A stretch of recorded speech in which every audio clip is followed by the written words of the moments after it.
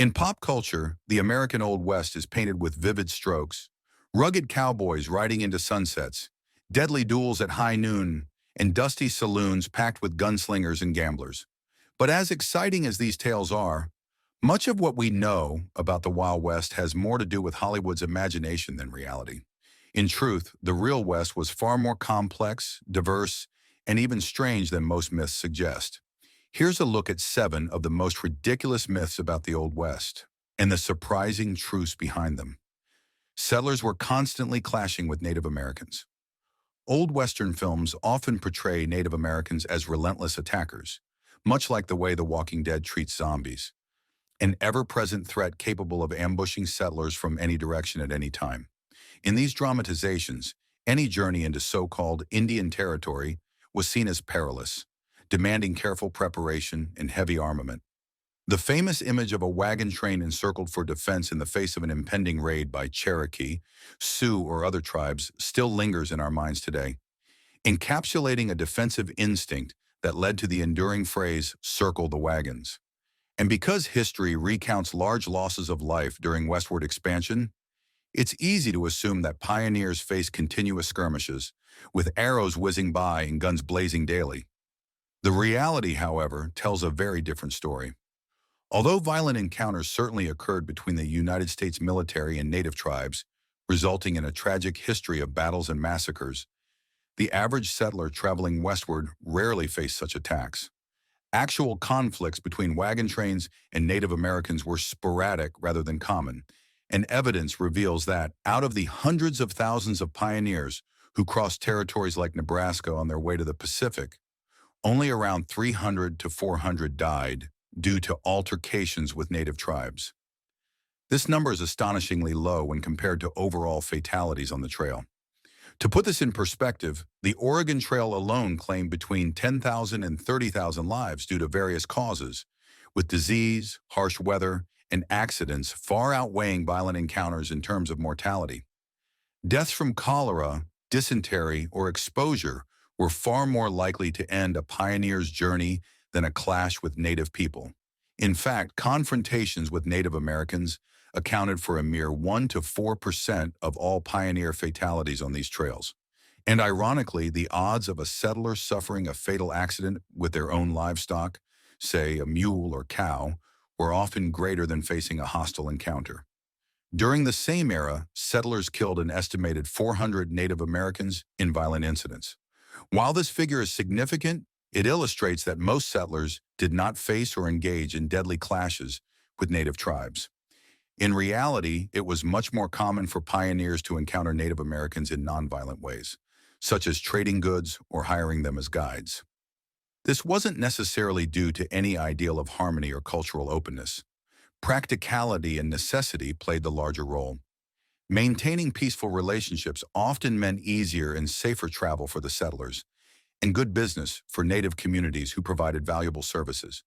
For instance, hiring a native guide was more than a convenience, it was a lifeline. Navigating the vast and uncharted landscapes of the West could mean the difference between life and death, especially for those unfamiliar with the harsh terrain. Contrary to popular belief, the image of settlers encircling their wagons to fend off native raids is largely a myth. For most travelers, forming a ring of wagons each night was a practical solution to keep their livestock, which was a valuable asset, from wandering off in the open prairies. And in the event of a sudden attack, circling wagons quickly was virtually impossible. Wagon trains typically moved in long, spread-out lines, often stretching several miles to avoid each other's dust, muddy ruts, and discarded waste. Gathering everyone into a defensive formation would have taken precious hours, a delay that could be fatal in a real emergency. As for the broader conflict, the U.S. government and military were responsible for countless Native American deaths, with estimates reaching into the millions due to forced relocations, wars, and systemic policies aimed at displacement. These tragic events had a profound impact on Native communities, but individual skirmishes with settlers on wagon trains made up only a small fraction of these encounters. Misunderstandings of these dynamics stem from exaggerated stories and a skewed view of the West that focuses on sensational conflict. In truth, settlers and Native Americans often found themselves in mutual dependence, relying on exchanges that made surviving the arduous trek westward possible. Bank robbing outlaws ruled the Wild West. Legends like Black Bart, the Dalton Gang, and Butch Cassidy and the Sundance Kid are well known for their bold heists, targeting banks with minimal security that today might be compared to a modern concession stand. In a time when local law enforcement was spread thin and bank vaults were rudimentary at best, many assumed that Old West banks were easy targets, practically inviting criminals to help themselves to the cash. However, historical records show only about 8 true bank robberies in a span of 40 years across 15 states. By contrast, in 2010 alone, there were over 5,600 bank robberies in the U.S. Even without the Hollywood image of Wild West crime, this number seems surprisingly low.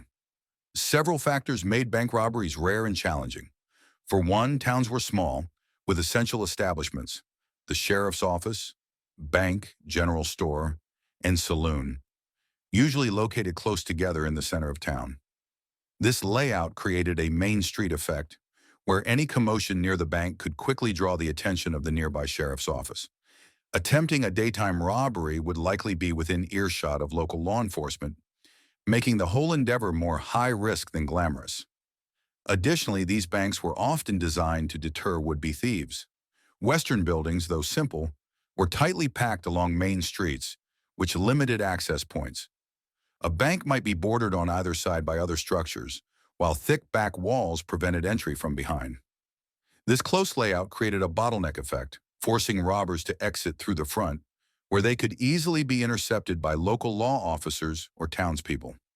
The security, while basic by modern standards, was often effective enough to dissuade criminals. While daring heists like those carried out by Butch Cassidy and the Sundance Kid did occur, they stand out in history precisely because of their rarity and audacity.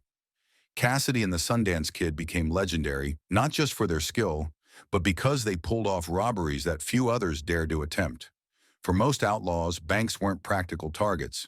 Trains and stagecoaches, on the other hand, were more accessible and isolated, offering more opportunity for a swift and unimpeded getaway. So while bank robberies are a staple in Wild West lore, they were far from the norm.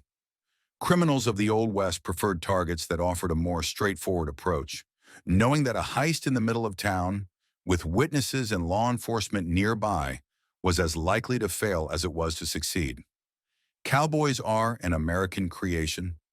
One reason Americans have such an enduring fascination with the Old West is that it feels uniquely American, a story of rugged independence and frontier spirit.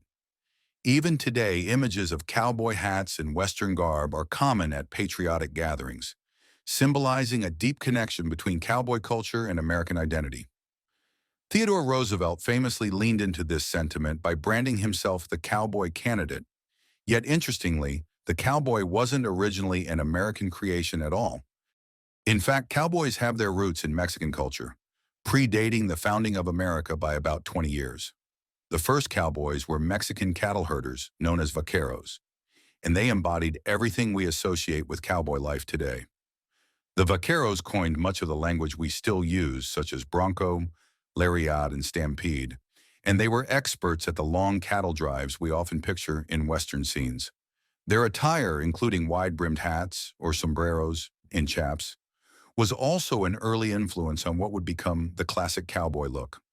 They lived this lifestyle for nearly 2 centuries, cultivating skills and traditions long before American settlers headed west. As settlers expanded into these western territories, they quickly saw the expertise of the vaqueros and relied on them to learn the ways of cattle driving and survival on the open range. This influence was so strong that settlers adopted not only the practices, but also much of the vaquero culture, adapting even the term vaquero into buckaroo. It's a story of cultural exchange, though one-sided, as much of what we recognize as cowboy culture today was directly shaped by these Mexican cattlemen. Hollywood's portrayal of the cowboy, however, has often been incomplete. In reality, cowboys were far more diverse than popular media suggests. Historical records indicate that roughly 1 in 3 cowboys were Mexican, and about 1 in 4 were black, many of whom were formerly enslaved people who stayed in the West to work in cattle after gaining their freedom. Native Americans also played roles on cattle drives, working alongside white, black, and Mexican cowboys. It was a unique, multi-ethnic coalition that kept the cattle industry moving forward. Yet for many, including Chinese immigrants, opportunities in the cattle industry were limited. They faced harsh conditions working on the railroads, which played an equally critical role in connecting the expanding West. So while the cowboy remains an icon of American identity, the real story is one of cultural exchange and a diversity that rarely appears in the mythic version of the Old West. Guns were rampant in the Wild West. Although cowboy hats are central to the cowboy image today, the classic idea of cowboys always carrying six-shooters is another misconception. We imagine that every man, woman, and even child in the Old West had a revolver at their side for self-defense, hunting, or even celebration. But while firearms were certainly present, gun control measures in the 19th and early 20th centuries were surprisingly stringent, and especially in Western towns. As settlements developed into established communities, the once common sight of handguns became less tolerated, reflecting the desire for order over chaos. In the early days, violence did occur as frontier areas had few formal laws and little means to enforce them. However, by 1878, around 25 years after the westward migration began, towns were taking clear action to restrict firearms.